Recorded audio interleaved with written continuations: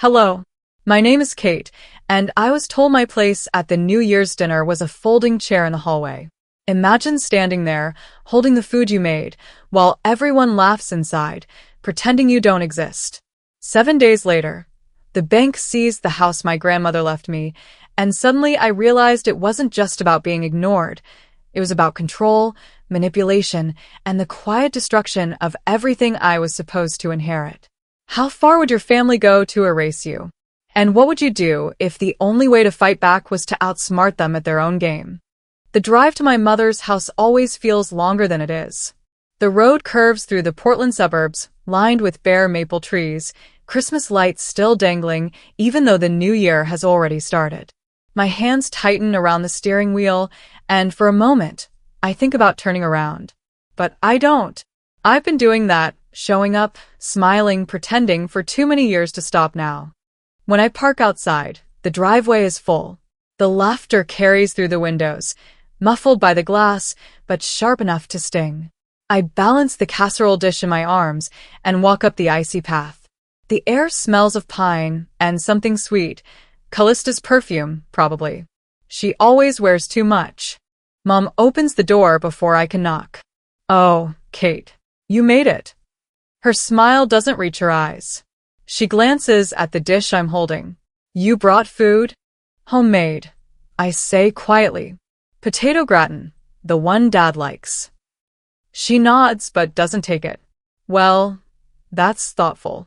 Hand it to Callista. She's handling the setup. Then she calls over her shoulder. Callie, Kate's here. The word here sounds like a warning bell.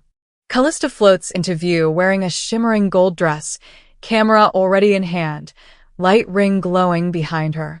Hi, Kate, she chirps, the kind of voice meant for her followers, not me. We're going live in 10. Try not to bump into the tripod, okay? I step aside as she sweeps past, her phone angled toward the living room where the table gleams with polished cutlery and name cards.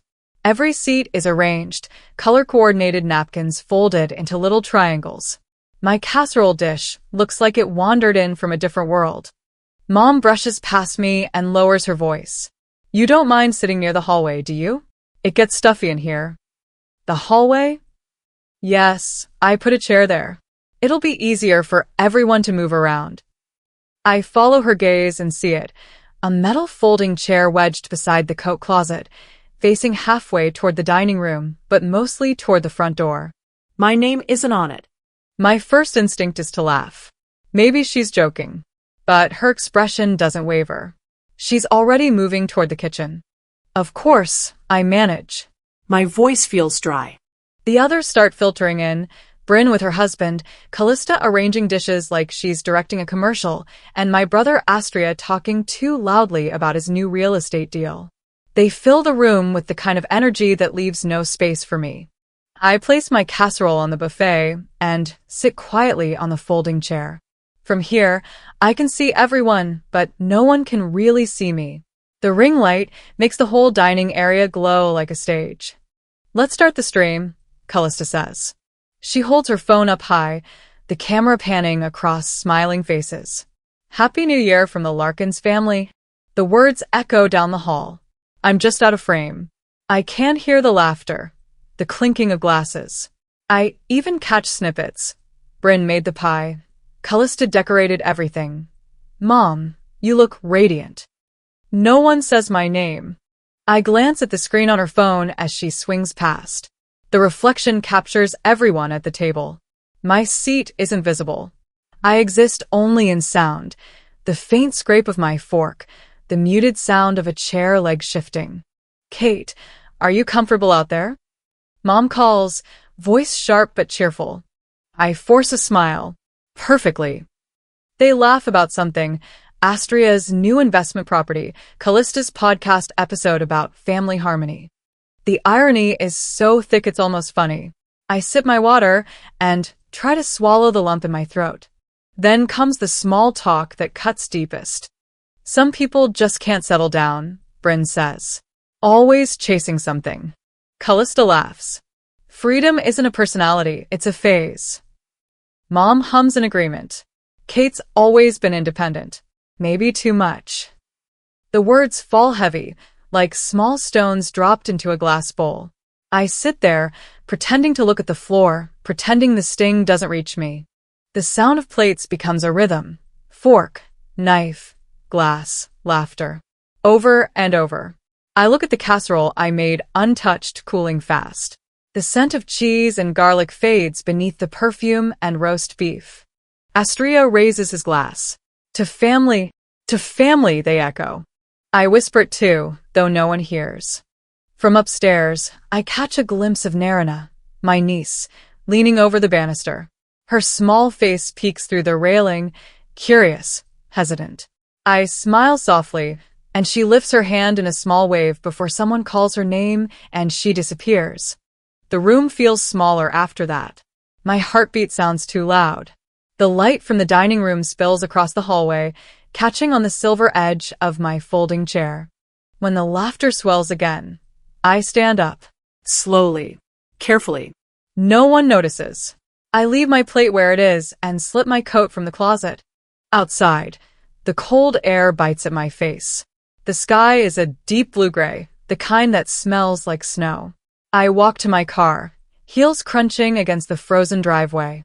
Through the window, I can still see the table, the glitter, the perfect picture they've created. I start the engine but don't drive off immediately. Instead, I sit there, watching my breath fog the windshield. The casserole dish rests on the passenger seat, still warm, a small piece of home no one wanted. I think about knocking again, about forcing myself back in, demanding a seat that isn't in the hallway. But I don't. I've fought that battle before. Tonight, I'm too tired. The laughter fades behind the closed door, replaced by the soft hum of the car heater. I rest my hands on the steering wheel and stare at the porch light flickering in the distance. My phone buzzes with a notification, Callista's live video. I tap it open. The screen shows my family smiling, glasses raised. Grateful for everyone who showed up, Callista says into the camera. The comment section fills with hearts and fireworks emojis. I turn it off. The silence feels heavy but clean. A train horn echoes somewhere beyond the trees, long and low. I let it wash over me, grounding me in the quiet. For a few minutes, I don't move. I just breathe. Then I start the car and pull away from the curb. The streetlights stretch long shadows across the pavement as I drive toward the river. I don't have a destination, just the need for space. The road curves, the sound of the tires on asphalt steady, like a heartbeat. When I finally park by the water, I roll down the window and let the cold air sting my cheeks. The river reflects the city lights, rippling softly. Somewhere inside, something begins to unclench. I whisper to no one, I can't keep sitting in the hallway. And for the first time in a long while, the words don't feel like defeat. They feel like a beginning. I stay there until the house lights fade from view, until the phone screen dims and the night takes me in, quiet, patient, forgiving. The river was almost still that night, except for the faint current pressing against the shore. I sat in the car with the heater humming low, watching the city lights smear across the water. I hadn't planned to stay long, but time slipped past quietly, like it didn't want to disturb me. Somewhere behind the skyline, fireworks from earlier celebrations still hung in the sky, fading into smoke. I cracked the window open just enough for the cold air to bite my fingers. My breath turned white as it met the night. Across the river, a fairy horn groaned, its echo stretching into the dark. It reminded me of how my grandmother used to hum when she cooked. A low, steady tune that made you feel safe, even when everything else was falling apart. She was the one who taught me that silence could be sacred. Not the kind that people use to punish you, but the kind that keeps you alive. When she passed, she left me her old cottage near the edge of town. I was 25 and thought I'd renovate it, fill it with plants and light. I never did. Work got in the way. Then family obligations. Then nothing at all. Now, sitting by the river, I wondered if she would have recognized me, the version who still showed up to dinners hoping for kindness, knowing better every time. The wind picked up. I turned on the wipers even though it wasn't raining. They squeaked once and settled again. I unlocked my phone and opened the Notes app. For years, I'd stopped journaling. Too busy, too tired, too embarrassed to see my own words. But that night, my thumbs moved without asking permission. I was there. I typed. But they pretended I wasn't. I wrote about the hallway chair, about the smell of the roast, about how everyone laughed too easily. Then I paused and added, I used to think being invisible hurt less than being hated. I was wrong. I didn't hit save right away. I stared at the screen, watching the cursor blink like a heartbeat. Somewhere in that moment, my phone buzzed, a notification from social media. Callista's live stream had gone viral. The thumbnail showed the perfect dinner table. Everyone mid-laugh. I tapped the video, without thinking. They were still eating. My mother's voice carried clearly through the phone speaker. "Oh, Kate," she said, as if I were still there. "She's always been so independent. Maybe too much." Callista laughed, the sound bright and rehearsed. "She's married to her spreadsheets. No time for real life." The camera shifted, catching Astria's grin. "She likes her space. Maybe too much of it." They laughed again. Even Bryn, who used to sneak cookies into my backpack when we were kids, joined in. I didn't realize I was gripping the steering wheel until my knuckles turned white. Callista leaned into the camera, voice syrupy. "You know, it's sad, really. Some people just don't understand family." I paused the video. The silence after their laughter was worse than the sound itself. My reflection looked back from the dark screen, eyes tired, jaw tight. I replayed it once, just to be sure I hadn't imagined it. I hadn't. That was how I found out what they said when they thought I wasn't there. The heater clicked off. I sat still until the cold began to settle into my skin. Then I started the engine and drove. The streets were empty now, the kind of quiet that only comes after midnight. Storefronts dark, Christmas lights blinking lazily. I turned down familiar roads without really choosing them. When I reached the corner near my parents' house, I slowed down. Their windows still glowed faintly. Through the curtains, I could see movement. Shadows crossing, laughter rising again. Maybe they were cleaning up, or maybe they were still talking. About me, probably. I didn't stop. I just drove past, the tires crunching over gravel, the house shrinking in the rearview mirror. The sight of it used to ache. Now it just felt foreign, like looking at a photograph of strangers. I rolled down the window again and let the night air hit my face. The streets sloped downward toward the industrial area where the air smelled like metal and salt. My phone buzzed once more. It wasn't from them. It was from Leora, my closest friend. "You okay?" I typed, "Yeah." Then deleted it. Typed again, "I'm fine." Deleted that too. Finally, I just turned the phone face down on the passenger seat. If you have to explain your pain, it already means the wrong people caused it. The stoplights turned green and red in slow rhythm. My thoughts drifted between the past and the present, each one blurring into the next. I thought about the times I tried to fit in birthdays, Thanksgivings, weddings. Always showing up early, always helping, always staying quiet when the jokes landed too close. Every time, I told myself it was better to keep peace than to demand fairness. But peace built on silence is just another kind of war. When I pulled into my own driveway, the clock on the dashboard read 1:47 a.m. I didn't turn off the car. The headlights cut across the porch, lighting up the welcome mat no one had stepped on for weeks. I sat there until the heater blew cold air again. My hands felt heavy on the steering wheel. I remembered something my mother used to say when I was a kid. "As long as you do everything right, they'll love you." It was her way of teaching obedience, of shaping me into the version she could show off. Back then, I believed it. I spent years doing everything right, college honors, job promotions, sending money home when they needed it. Still, it was never enough. Now, in the silence of my car, I said it out loud. That was a lie. The words didn't echo. They just settled into the air, quiet but solid. I picked up my phone again. The family group chat was still pinned at the top, filled with pictures of smiling faces, party hats, Callista's stream link. My thumb hovered for a moment. Then I pressed, and held until the delete option appeared. "Leave group?" it asked. "Yes." The confirmation bubble popped up. The chat disappeared. The relief was instant but not loud. It was a quiet release, like unbuttoning a shirt that had been too tight for years. I leaned back against the seat, watching frost creep slowly across the windshield. The street outside was empty, the kind of stillness that feels like an answer. In that calm, I realized something. The ache I felt wasn't just from being excluded tonight. It was from spending a lifetime earning a seat at a table that was never meant for me. The thought didn't hurt as much as I expected. It felt clean, almost steady. I turned off the engine, stepped out into the cold, and locked the door behind me. The crunch of gravel under my boots sounded like punctuation, sharp, final. Inside the house, the air smelled faintly of cedar and old paper. I hung my coat, walked into the kitchen, and poured a glass of water. The clock on the wall ticked softly, each second a small mercy. I didn't cry. I didn't feel rage. Just an odd, expanding clarity. Maybe this was what it felt like when something finally broke the right way.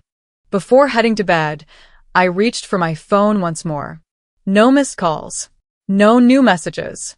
For a second, I thought about sending one. To Mom, to say goodnight, to remind her I existed. But I didn't. Instead, I opened the blinds and looked outside. The first hint of dawn touched the horizon, thin and pale. I whispered to myself, they can keep their table. Then I turned off the lights. In the morning, something would change. I didn't know what yet, but it felt close, like a storm you can smell before it hits. Morning light slipped through the blinds, slicing across the wooden floor in thin, dusty lines. I hadn't slept much. The river still echoed in my head, the stillness, the quiet certainty that something had changed. When I got home last night, I couldn't shake the feeling that I was standing at the edge of something I hadn't yet named. The kitchen smelled faintly of coffee and cold air. I poured a cup, though it had gone lukewarm hours ago, and stared at the drawer by the window, the one I hadn't opened in years. The handle felt stiff under my fingers, as if the metal had been holding its breath all this time. Inside, among old mail and tangled ribbons, was a small envelope with my grandmother's handwriting on it. The ink had faded, but her loops and swirls were still unmistakable for Kate. Keep safe. My throat tightened. I carried it to the table and sat down slowly. The paper crackled as I slid out the contents, a folded document, yellowed at the edges. The title read, Property Deed, Larkin's Residence. My name was printed clearly on the line marked Owner. No cosigners. No secondary beneficiaries. Just me. I stared at it for a long moment, the words refusing to make sense. This house, their house, the one I'd grown up in, the one where I'd been told to sit in the hallway, had always been mine. A flashback came without warning. The smell of lavender, my grandmother's hand on mine, the late afternoon light cutting across her living room. This home, she'd said softly, will be your anchor, Katie. Not because it's made of wood and nails, but because it's the one place no one should be able to take from you. She'd smiled then, the kind of smile that could make you believe in safety. Promise me you'll take care of it when I'm gone. I promise, I'd said, too young to understand what that meant. Now, holding the deed, I realized I'd failed that promise without even knowing it. Somewhere along the way, that anchor had been stolen, and I hadn't even felt the pull. I folded the document carefully, as if it might crumble, and slipped it back into the envelope. My coffee had gone cold again. When I picked up my phone, a notification lit the screen. It was from Callista's social feed. Of course it was. A new post pinned to the top. Exciting news. The Larkin's Legacy Project is officially launching. Our family home will soon become a multi-purpose wellness space for the community. A tribute to love, tradition, and togetherness. There was a glossy video attached. I tapped play. The drone footage opened over the familiar front porch, newly painted white. My grandmother's rose bushes had been trimmed into sterile little hedges. The driveway shone with fresh gravel. Callista's voice filled the background, warm, polished, utterly rehearsed. Our family has always believed in giving back. This property has been part of our heritage for generations, and now we're opening its doors to everyone. The comments scrolled faster than I could read them. Beautiful. So inspiring. What a legacy. My stomach turned. My house, my grandmother's house, was the centerpiece of her fake generosity campaign. And the world was applauding. I replayed the video. In one corner of the frame, near the kitchen window, I could almost see the outline of the old drawer where the deed had been hidden. It was like she'd erased me from a photograph but forgotten to crop out the shadow. A tight pressure built behind my eyes. I switched apps, opening my email, searching for anything that could explain this. There they were, months of unread notifications from the mortgage company, tax agencies, even a law firm. Payment received. Account access logged from new device. New device. My fingers went cold. Astria. My brother worked in finance. He'd always had access to things he shouldn't. I remembered him once saying, "You should really let me handle your paperwork, Kate. You're too trusting with these things." I'd laughed at the time. Now, the memory burned. I clicked open one of the oldest emails. The digital signature matched mine, but I hadn't signed it. Not in any world where I remember doing so. I leaned back, breath shallow. The pieces were falling together, like a puzzle I hadn't wanted to solve. Astria had access to the banking side. Callista had the social clout. Mom, Vera, had the moral authority. Together, they'd built a web that ran straight through my life, using my name as their safety net. I felt something sharp and steady form inside me, not anger yet, but awareness. The next notification came just minutes later, a local event ad. Larkin's Family Appreciation Party, honoring Callista Larkins for her contributions to the community. It was set at the family home, the one under my name. By evening, photos started appearing online. Callista in a champagne dress, Mom standing beside her with that familiar public smile, the one that said she'd curated every second of this performance. A banner hung behind them.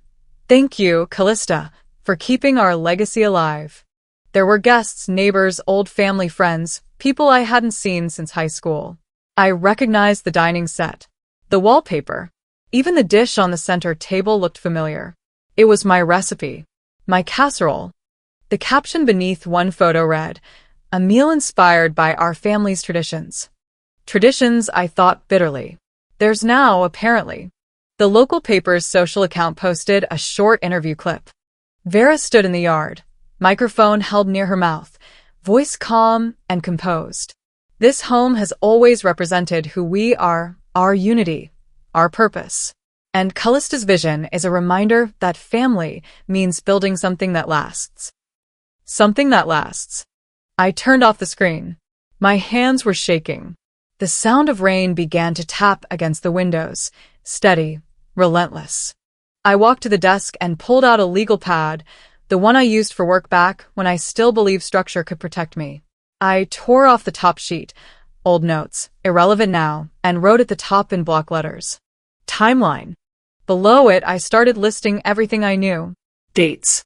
Emails. Transactions. Screenshots. Every time they'd used my name or my accounts without permission. The pattern was clear. They hadn't just erased me emotionally, they'd done it financially, legally, structurally. It was almost elegant in a cruel way. The rain grew heavier, filling the silence. I looked back at the envelope with the deed still inside. The paper felt heavier now, as if carrying the weight of everything I'd lost. My phone buzzed again, another automatic alert. Payment confirmed, property maintenance, Larkin's residence. The amount was large. The account number was mine. I stared at it until my vision blurred. Then I whispered, more to myself than to anyone else. They used my name, my money, and my silence. The words landed like a verdict. I turned the page of the legal pad and drew a single line down the middle. On the left, I wrote them. On the right, I wrote me. Under them, I listed house, money, narrative. Under me, I wrote one word, truth. That was all I had left, but for the first time, it felt like enough. I closed the notebook, stood up, and walked to the window. The reflection that looked back wasn't the same woman from a week ago. There was still exhaustion, yes, but beneath it, a spark of something steadier. I pressed my palm to the cold glass. If I was going to lose everything, I murmured, they were going to lose me first. Outside, thunder rolled far off in the distance, soft but sure, like the beginning of a storm that had been waiting its turn. The morning after I told myself they could keep their table, the mailbox held something small and flat, an envelope with Mom's looping handwriting. For a stupid second, I hoped it might be the kind of note that says, "Let's talk," or "I miss you." Instead, I found a check folded neatly inside and a short, syrupy note.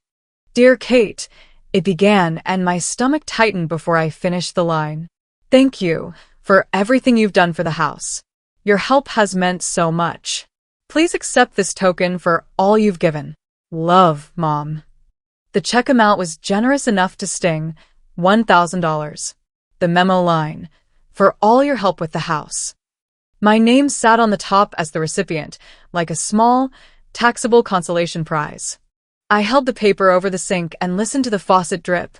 1, 2, steady, while my mind catalogued the absurdities. They used my name. They used my money. They thanked me for work I hadn't agreed to, as if gratitude could rewrite consent. The check felt like poison wrapped in velvet. For a long time, I thought I would fold it up and put it back into the envelope. Instead, I uncapped a Sharpie, wrote the word void in big, deliberate letters across the front, and taped it to the fridge with ugly blue painter's tape. The check stared back every time I opened the door. People put magnets up, photos, takeout menus, kid drawings. My kitchen now had a small, official monument to their arrogance. Right after that, my phone buzzed. It was Bryn, my older sister, sending a private message, the kind you only get when someone wants to feel less guilty without changing anything. "I'm sorry about the other night. I didn't know they'd do that," she typed. I stared at the message longer than I should have. I remembered the sound of her laughter at the table, the way she nudged whatever joke landed closest to me into the center of the room. I typed back, the words precise and flat. "You were there." Her typing indicator blinked and then went away. No answer. I took a screenshot, habit, perhaps, or evidence, and then deleted the message thread. Keeping that picture felt like holding a shard of a glass that could still cut me. Deleting it felt like reclaiming space. I didn't want her apology in pixels. I wanted a hand on my shoulder, an eyebrow lifted in public, someone to stand up and say that what had happened was wrong. That didn't happen. Instead, silence extended itself like a blanket to smother whatever hope I'd still had. I made coffee, black, the way my grandmother used to drink it, and let the kettle sing while memory opened like a door. I saw myself as a child, small knees under a kitchen table, hiding because the adult voices upstairs had grown too loud. Vera's laugh would float down like steam, bright and untouchable. She always liked books more than people, I heard her say, then child me, taking it as a reason to be less seen. I learned early to fold myself small so as not to disturb the family picture. I have learned a lot since then. Not all of it gentle. The lesson that cut deepest was this: being helpful in their eyes meant being expendable in reality. By afternoon, the rain had turned to a steady drizzle that dampened the city's edges into watercolor. I sat up at my kitchen table with my laptop and opened the blank document. The heading read, "To whom it may concern." I typed slowly, as if each letter might harden into something usable. I wasn't writing to the family. This wasn't another letter to be folded and tucked into a drawer. This draft was for a lawyer, which is to say it was for a system that understands documentation better than sentiment. I listed incidents, dates when payments had been made from accounts I managed, times my name showed up on loan paperwork I had never signed, and notes about suspicious account activity. I circled keywords in red: unauthorized, misuse, falsified. I wasn't a detective by trade, but my job had trained me to read numbers and patterns the way others read faces. The pattern here looked like professional erasure. Later, over lunch, a simple sandwich I barely tasted, a news alert popped up. Someone had shared a local business article. Callista's project had picked up a small grant for community development. The The headline used the words heritage and revitalization. The photograph showed the porch with a new banner. Beneath it, people clapped and posed with champagne. Mom stood at Callista's elbow like a trophy wife from a glossy magazine. The image made my hands ache. There is a certain cruelty in watching your life be repackaged and sold to strangers as a feel-good story. Look at what family can do when everyone pulls together, the caption said. And what I wanted to shout, what I almost did, was, this is not our legacy. This is theft in designer clothes. I called Leora in the late afternoon. She answered on the second ring, that warm, practical voice that steadied me in low moments. Did you see that? I asked. Yeah, she said. I saw. I saved the feed. Is there any way to trace these payments? I asked. I tried to keep my tone light, the way you do when you don't want the person on the other end to hear your panic. There is, she said. There's always a trail. If these are draining your accounts or rerouting payments, we can dig. You don't have to do this alone. Hearing her say that made something inside me unclench. Leora isn't the kind of woman who offers empty comfort. She reads contracts for a living, or not contracts exactly, but she knows people who do. Get dates, screenshots, any notices you have, she said. We'll set up a folder tonight. Then we'll talk to someone who knows how to make banks sweat. That night, I sorted emails and dug through old statements. It was tedious, like looking for a single stray thread in a massive sweater, but the thread emerged.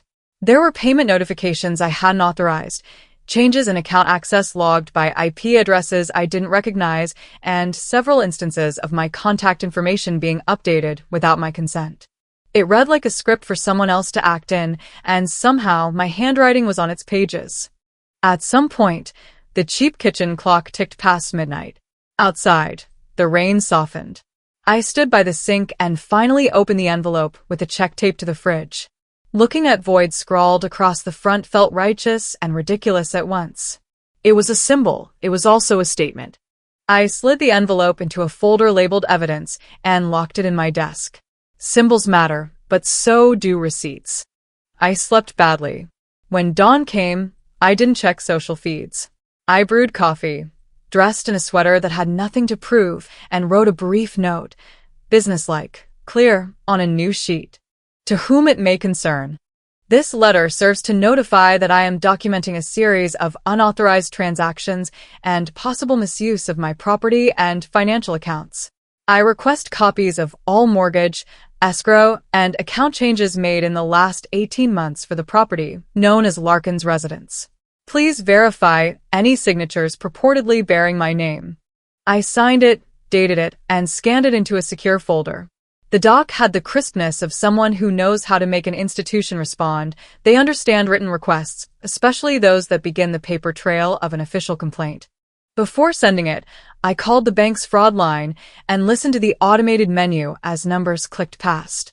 When a human finally answered, an agent in a calm voice, I explained, succinctly and without drama, that I suspected unauthorized access and asked for a fraud investigator.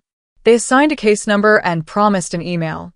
I hung up feeling that familiar combination of unease and power, small, but real. Then Bryn texted again. I keep thinking about the casserole, she wrote. I should have noticed you were gone. I didn't reply immediately. My fingers hovered over the keyboard until something clearer appeared. I typed, you saw it happen and didn't stop it. That's not something you can fix with an apology. You can choose to help now. There was a pause. I don't know what to do, she answered, which was finally an honest sentence. I didn't scold her. Instead, I sent one line. Call me tomorrow. Bring anything you have. We're making a list. It felt odd to be the one setting meetings for my own defense. Odd but necessary. When I hung up from that call, a small, steady current of resolve moved through me. The anger had changed shape. It had become strategy.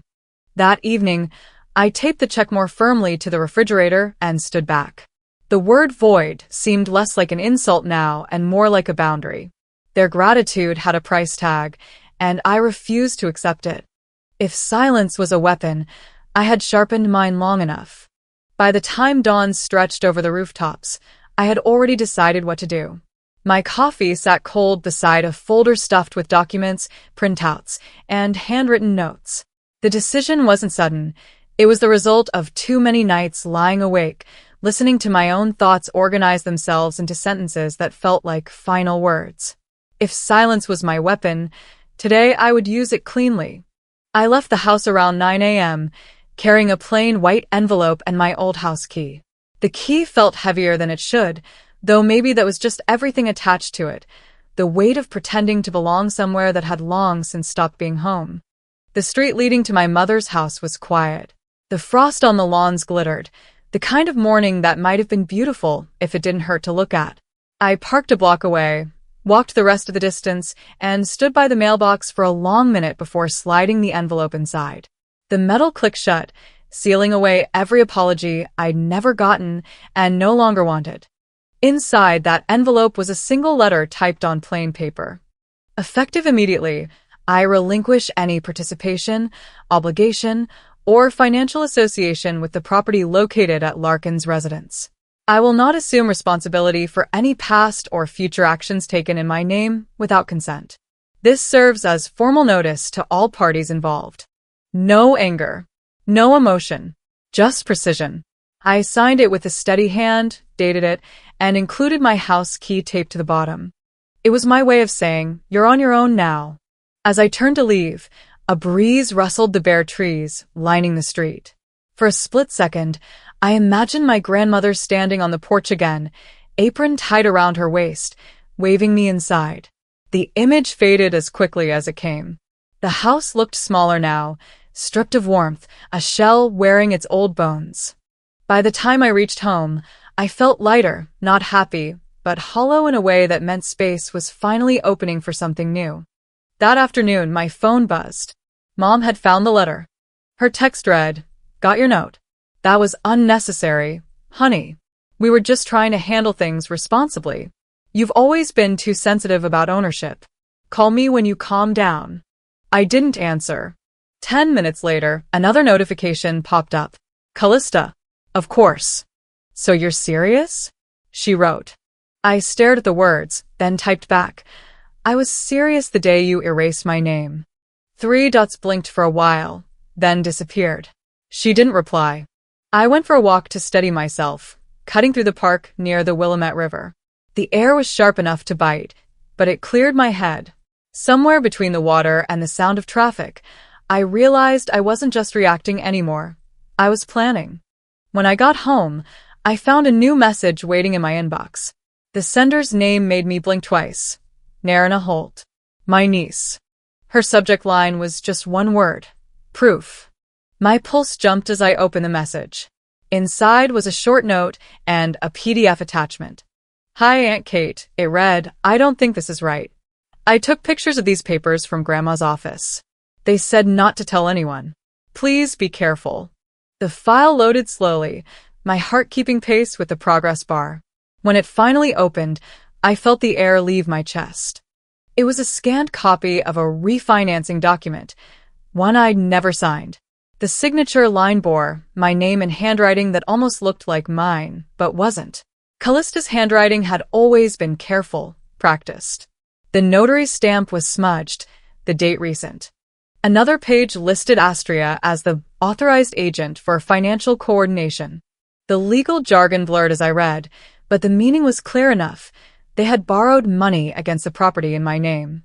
"This is it," I whispered. Shock came first, then a slow, deliberate anger. I wasn't even surprised anymore, just sickened by how far they'd gone. I wrote back to Narina. "Thank you. Don't mention this to anyone, okay? Keep the originals safe. I'll handle the rest." Her reply came almost instantly. I knew they were lying. "I'm sorry, Aunt Kate." I sat there for a moment, staring at her message. Somewhere in the middle of this rotten mess, a small act of courage had appeared from the youngest voice in the family. That thought steadied me. I opened my laptop and created a new folder titled Larkins_Truth. The name felt right. One by one, I started dragging files into it, emails, screenshots, photos of signatures, payment histories. Everything I could find that pointed toward what they'd done. Then I opened a secondary encrypted drive and backed it all up to the cloud. I wasn't naive. People like them were good at covering tracks. I'd make sure mine couldn't be erased. For good measure, I opened my notes app and started a private journal entry. The first line read, "If anything happens to me, this is where it begins." It wasn't paranoia. It was preparation. By the time I was done, it was close to midnight. My eyes burned from staring at screens, but I felt something I hadn't in weeks. Clarity. I printed a few key documents and slipped them into a manila folder, labeling it case reference. Then I made an appointment with a local real estate attorney for the following morning. When I arrived at the lawyer's office, the building smelled faintly of lemon polish and old books. The receptionist greeted me kindly, handed me a clipboard, and offered coffee. I declined. It felt wrong to drink something comforting while handing over evidence of betrayal. The lawyer, a man in his late 40s named David Crane, listened carefully as I explained. His office was neat, lined with framed degrees and old legal texts. I laid out the documents on his desk one by one. "They refinanced using your name?" he asked after a few minutes. Yes. "Without my consent." My niece found the papers. He nodded slowly, adjusting his glasses. "You're not wrong to be concerned, Miss Larkins. What you're describing is a form of property fraud and identity misuse. It's serious." He flipped through the pages again, marking spots with yellow tabs. "We'll start with a title search and file a preliminary notice. That will freeze any ongoing transactions under your name until ownership can be verified. You'll also want to issue a cease and desist to the mortgage company." I exhaled, feeling both terrified and vindicated. "How long does that take?" "A few weeks to process, but it starts with one step." He smiled faintly. "You've already taken it by walking in here." As I left the office, the sun had dipped low, streaking the city with amber light. People hurried past me, laughing, holding coffee cups, unaware that my world had tilted. I felt strangely calm walking to my car, the folder tucked under my arm like a shield. When I got home, I placed the folder on the kitchen counter next to the voided check still taped to the fridge. Together, they looked like two halves of a war, one symbolic, one practical. I stood there, breathing in the quiet. If they thought I was bluffing, they didn't know me at all. And yet, despite everything, they pushed again. They pushed again, just like I knew they would. It started with a notification ping early one Saturday morning, a familiar sound that, lately, had become a warning bell. I rubbed the sleep from my eyes and checked my phone. A live video was trending, with Callista's name plastered across the screen. The caption read, "Setting the record straight about the Larkins legacy." I almost laughed. The word legacy had been stretched so thin it didn't mean anything anymore. I clicked the link anyway. Callista sat in her perfect living room, the one with matching beige pillows and curated lighting that made everything look sincere. Her hair was styled to suggest humility. Her voice trembled just enough to sound human. "It breaks my heart," she said, hand over chest, "that my husband's sister, my sister-in-law, has decided to attack our family business. We've worked so hard to make this a positive thing for the community." The comments poured in, people comforting her, sending heart emojis, saying, "Families fight. Stay strong, girl." Astria appeared behind her, standing like a bodyguard made of guilt. "We've always supported Kate," he said. "She's just struggling right now. You know how some people get when money's involved." I stared at the screen, popcorn in hand, not out of hunger, but because the absurdity demanded something to occupy my mouth before words spilled out. The live chat flickered with strangers speculating about my mental health, my jealousy, my supposed loneliness. It was almost entertaining, watching them build an entire mythology out of lies. Almost. My phone buzzed again. A message from Leora. "You seeing the circus?" "Every act," I replied. "You gonna respond?" "Not yet," I typed. "Let them choke on their own script first." By noon, the video had been shared hundreds of times. Some of my coworkers reached out privately, half out of concern, half curiosity. "Just checking in, Kate. Everything okay?" "Better than ever," I told one of them. Turns out freedom's bad for PR. By evening, my lawyer had already seen the footage. David called me, his voice low and firm. We move now, he said. They've opened themselves up by going public. I'll draft a cease and desist first thing Monday morning. But I didn't want to wait. I'll print the letter and send it myself, I said. Sunday morning, I walked to the post office with a manila envelope tucked under my arm. Inside was the official cease and desist, signed, dated, notarized. It demanded they stop using my name, my image, or any association with the property in public materials. It also notified them that a formal property fraud complaint had been filed with the state. I watched the clerk stamp the package. The thud of the ink hitting paper was oddly satisfying, like the sound of a door locking behind you when you're finally safe.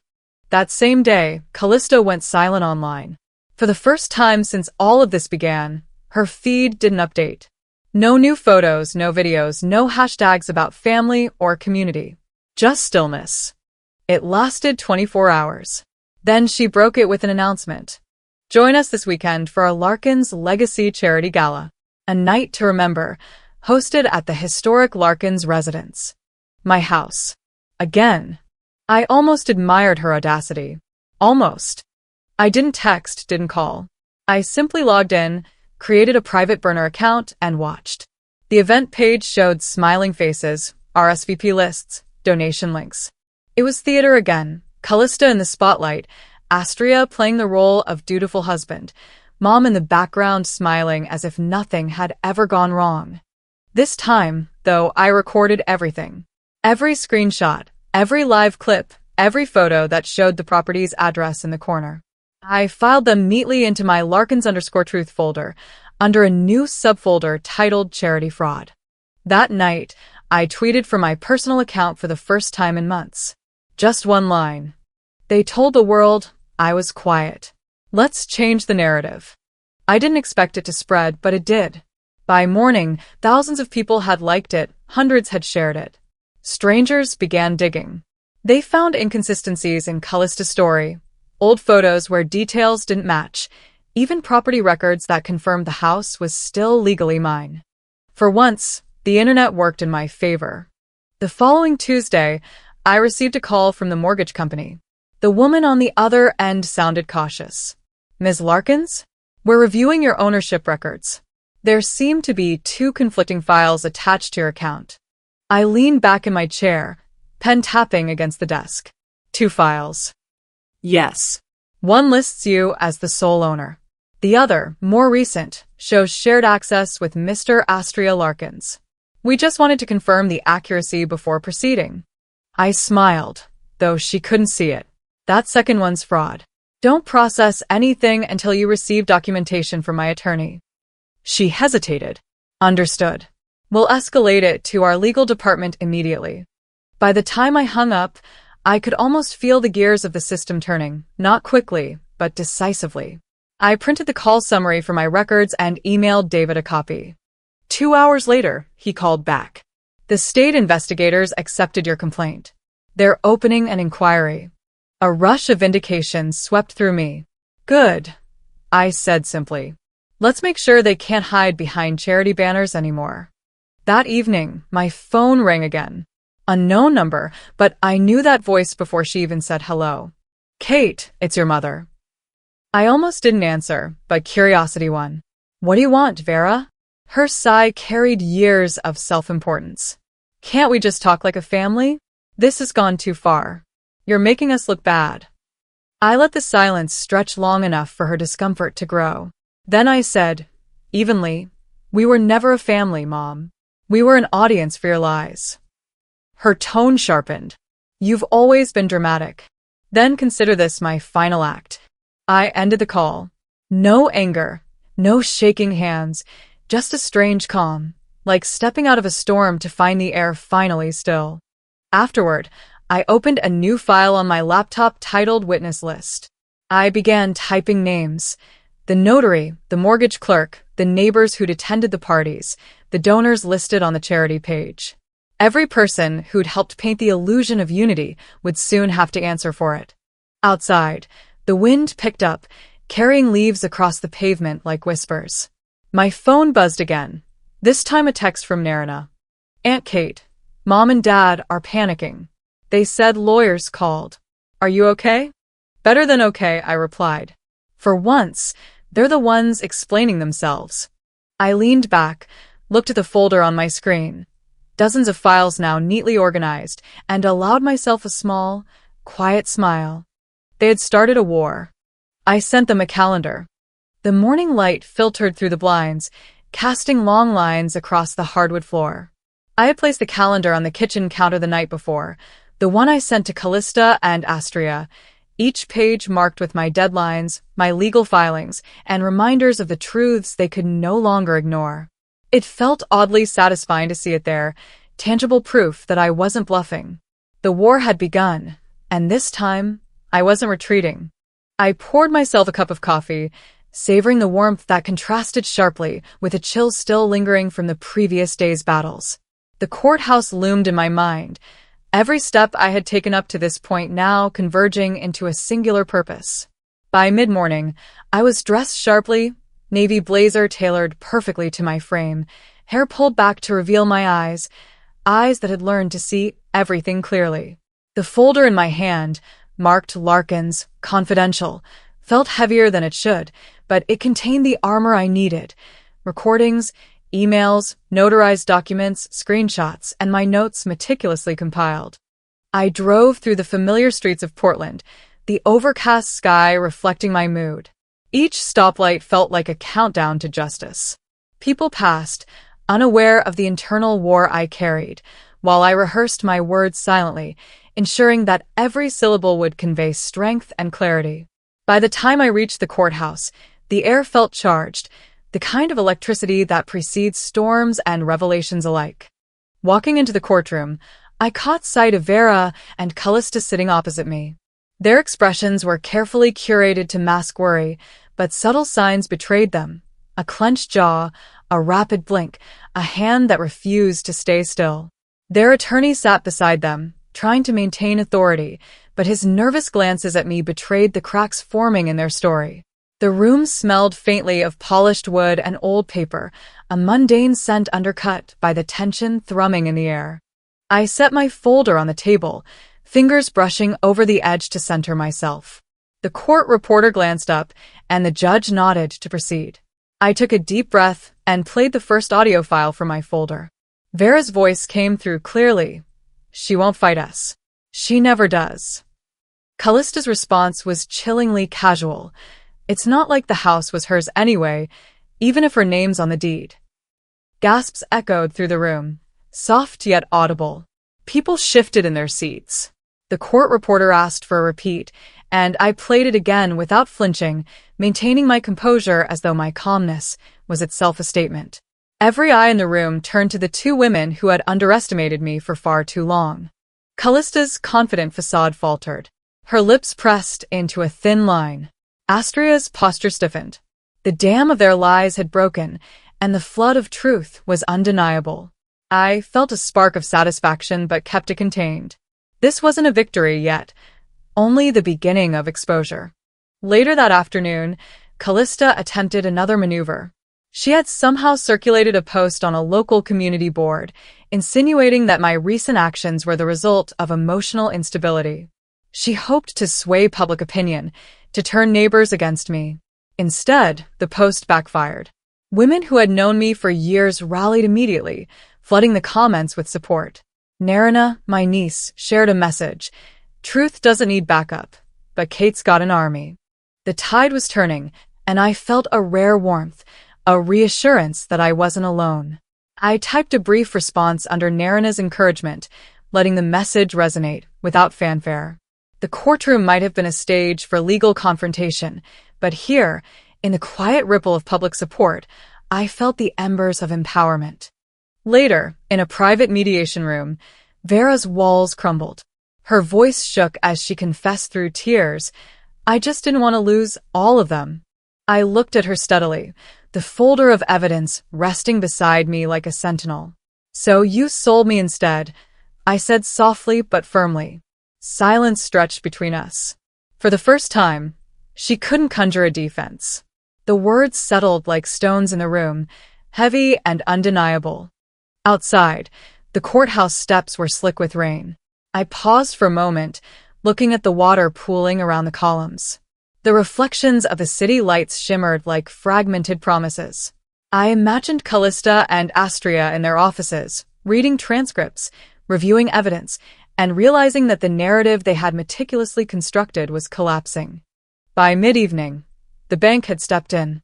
After a thorough review of all ownership documents and corroborating evidence, they moved to seize the property, pending litigation.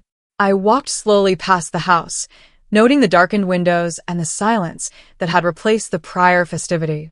I whispered almost reflexively, "Not mine. Not anymore." It was both relief and sorrow intertwined. The house was legally beyond my reach temporarily, yet morally and legally, I had reclaimed it in full. The legal team had instructed me to maintain minimal public commentary, but I couldn't resist one small act of control. A concise email went out to all relevant parties, investors, neighbors, and community board members, stating the facts plainly. No embellishments, no dramatics, just the truth, corroborated and indisputable. By nightfall, I sat in my study, reviewing the day's recordings and documents. The adrenaline had ebbed, leaving a calm clarity. I updated the witness list once more, adding the bank's compliance officer, the local journalist who had covered the gala, and the neighbors who had documented the property usage. Every piece of evidence, every potential testimony, formed a lattice of accountability that could no longer be ignored. Before heading to bed, I opened the calendar I had sent. Each marked date was a reminder. Hearings, filings, deadlines, each a strike against those who thought they could manipulate and erase me. I ran my fingers across the pages, feeling the weight of every choice I had made and every consequence that was now inevitable. The room fell silent, the only sound the quiet hum of my laptop and the occasional creak of the old house settling. Freedom didn't feel celebratory. It didn't feel like balloons or confetti. It felt like the stillness after a storm, a calm that demanded reflection, preparation, and readiness. Outside, rain began tapping lightly against the window. I traced the droplets, imagining them as markers on a timeline of truths revealed, deceptions undone, and power reclaimed. I leaned back, exhaling, knowing that the next steps would be decisive. They had begun the war, but I had sharpened my strategy. Every move I had made, every file compiled, every conversation recorded was a calculated counterstrike.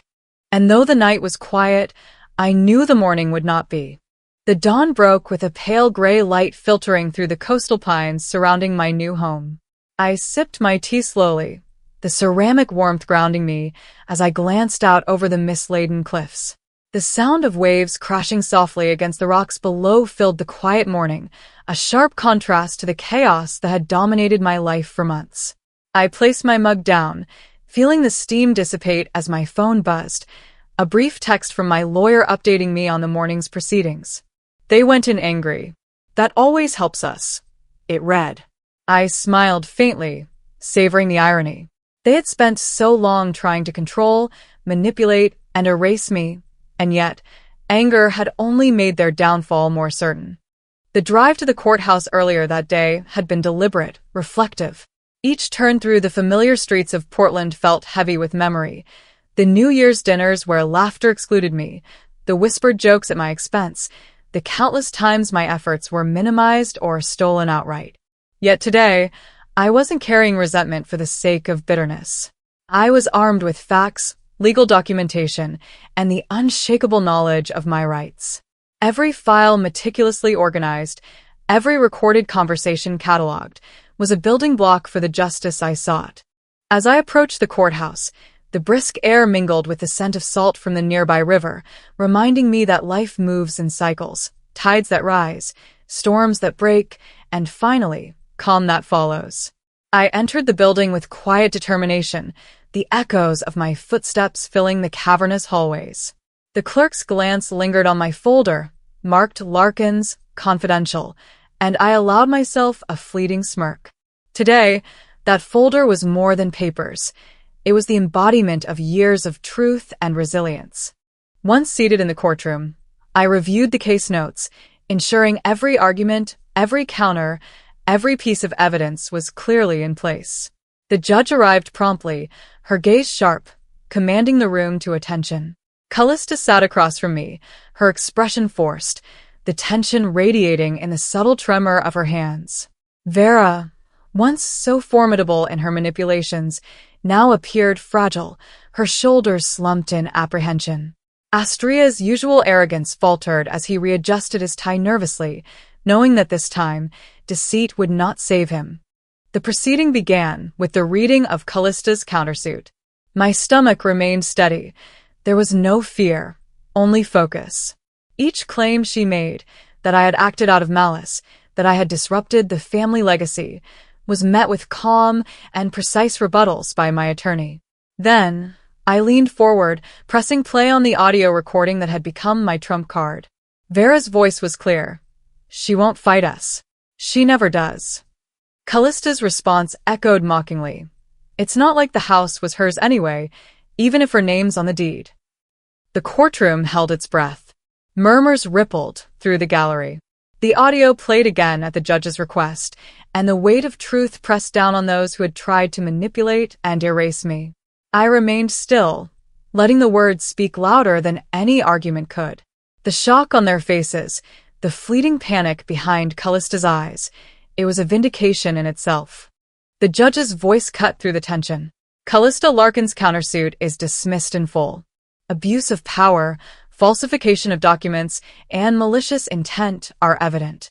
The plaintiff, Kate Larkins, is awarded full restitution and damages sufficient for independent relocation and property protection. Furthermore, Callista Larkin's business license is revoked, and Astria Larkins remains under investigation for fraud. I felt a wave of calm settle over me. There was no elation, no triumphant gloating, only the satisfying knowledge that the scales of justice had been restored. Vera attempted to speak, pleading, but the judge shut her down with a firm gesture. Silence enveloped the courtroom, the finality palpable.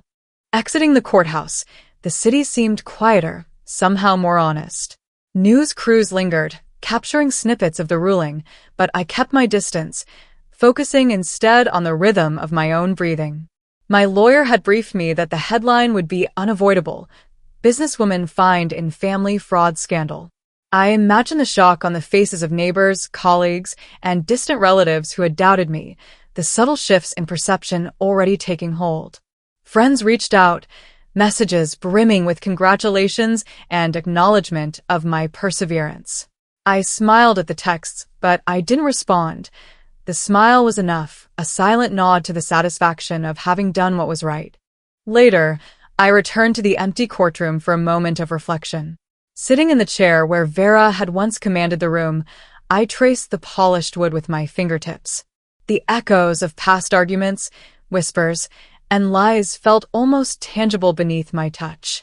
This is what silence buys, I whispered to the empty chamber, a quiet acknowledgement that true power is measured not in noise, but in steady, deliberate action. On the table, I left a single note. You lost more than a house. The evening air was cool as I walked to my car, the streets glistening from a brief rain. The sky was a muted canvas of oranges and purples, the sun descending behind the distant hills. Each step toward the vehicle was a reclamation of space, autonomy, and the life I had been denied for far too long. Packing a single bag, I left Portland behind, renting a modest home on the Oregon coast.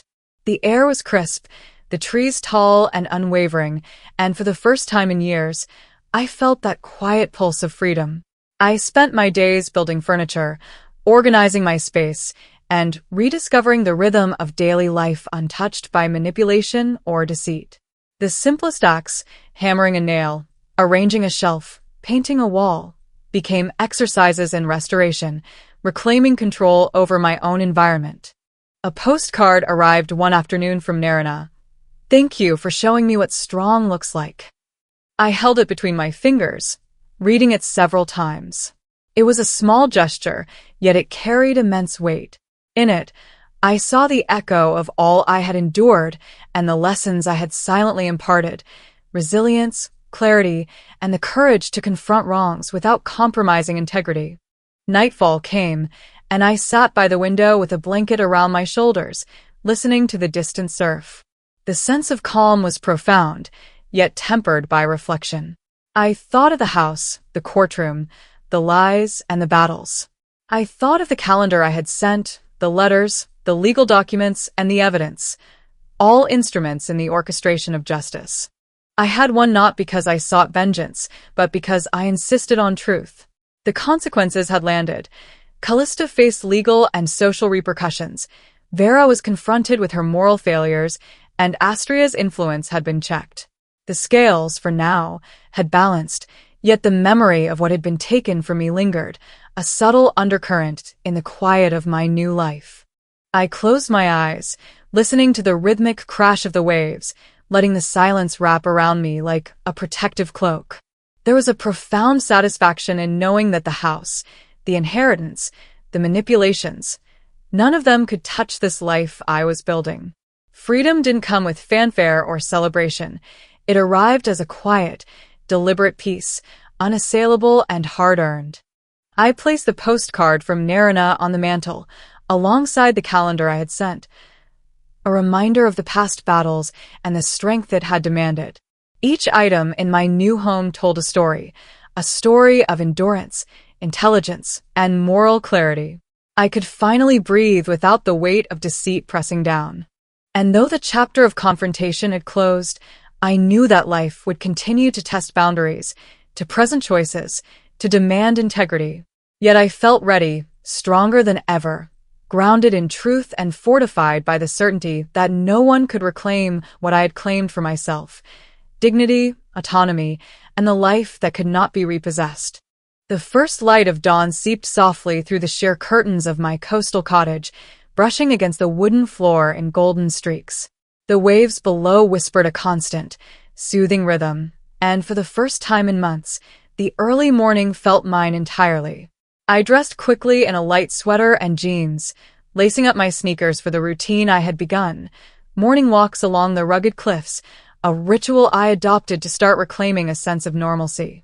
The air carried salt and pine, and each breath reminded me that this space, this small pocket of the world, was untouched by the betrayals and manipulations that had consumed my life.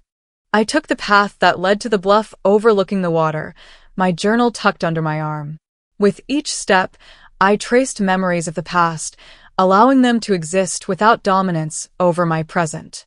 Here, no one had judged me, erased me, or attempted to manipulate my identity. I joined a small local library group a few blocks away, exchanging books and laughter with strangers who would never know the story that had nearly destroyed me.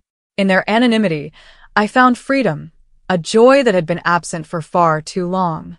Every Sunday, I treated myself to a bouquet of wildflowers from a nearby vendor, an act that once would have been dependent on someone else's acknowledgement.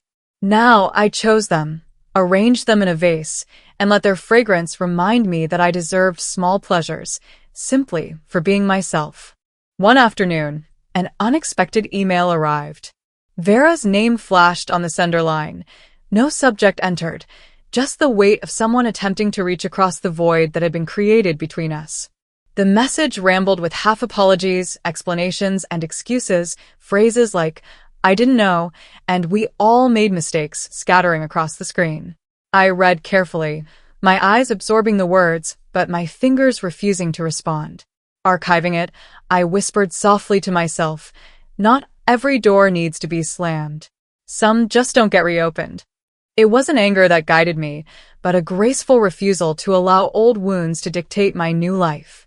Later, I wandered past a small park on my usual route, noticing a young girl sitting alone on a bench, her nose buried in a worn paperback. I remember myself at that age, hiding behind books, seeking refuge from the laughter and inside jokes that I wasn't allowed to join. Something compelled me forward, and I left a small sticky note on the bench beside her. "You are not invisible." I didn't linger for a response, nor did I expect one. Walking away, I felt a quiet sense of kinship with her, a recognition of the resilience I had once needed and still cultivated. Evenings brought their own rituals. I started writing letters to Vera, Callista, Astria, and Bryn, each one a confession of what I had felt, what I had endured, and what I had reclaimed. I never sent them. Instead, they were read aloud to the small fire in my backyard, consumed in the flames that whispered away the tension, the ache, and the longing for acknowledgement from those who had withheld it. Closure isn't something they can give me, I wrote in my journal that night. It's what I create myself. Watching the letters curl and turn to ash, I felt a deep release, as though each tendril of smoke carried a piece of old pain away with it. One weekend, Narina visited. Her laughter was light, free, and unburdened, a stark contrast to the heavy, calculated silences that had filled my life in the presence of my family. We cooked pancakes together, flipping them with clumsy precision and savoring the absurdity of syrup dripping down our fingers. Before she left, she held my hands and said quietly, "If I ever become them, remind me of you." I hugged her firmly, pressing the words into the folds of memory. "You're already the reminder," I said, and in that moment, I felt the circle of mentorship, guidance, and resilience pass forward to someone else, without the need for recognition or repayment. My days became a blend of solitude, community, and creativity. I painted, wrote, and rearranged my modest home, making it a reflection of the life I had fought to preserve, one filled with intentional choices and quiet victories. The coastal winds whispered through the open windows, carrying the scent of salt, of potential, and of mornings unburdened by others' expectations. I allowed myself to dream again, not of revenge, not of reconciliation, but of living fully in the autonomy I had carved out with patience and determination. In the evenings, I often sat by the fireplace, my journal open before me. This time, it was not for cataloging grievances, legal maneuvers, or recollections of humiliation. It was for stories, the first chapters of a novel I had longed to write, inspired by my own journey of endurance, clarity, and empowerment. I wrote not to be read, but to witness the life I had rebuilt. Each sentence was an assertion: I exist. I matter. I am not defined by the actions of those who sought to erase me. The final postcard from Narina rested on my desk as a quiet emblem of connection, encouragement, and continuity. I often traced the familiar handwriting, imagining the lessons I had imparted in moments of struggle, the small ways I had shown what strength could look like without bitterness. Here, in this home, in this time, there were no lies, no manipulations, no expectations. There was only life, tender, deliberate, and fully mine. Even as night fell, the ocean casting dark shadows across the walls, I felt no anxiety about the past or future. There was only this, the rhythm of waves, the scent of the fireplace, the faint creak of the floorboards under my own weight. I had fought for years to claim my space, my voice, my story. And now, sitting quietly with pen in hand and heart steady, I realized that I had succeeded. Freedom wasn't loud. It wasn't triumphant. It was subtle, steady, and profoundly restorative. They took the house, but they never touched my story. As we close this chapter of Kate's journey, one thing becomes clear. Standing up for yourself is never easy, but reclaiming your dignity is always worth it. How would you react if someone tried to erase your life and achievements? Share your thoughts in the comments below, and don't forget to subscribe for more stories.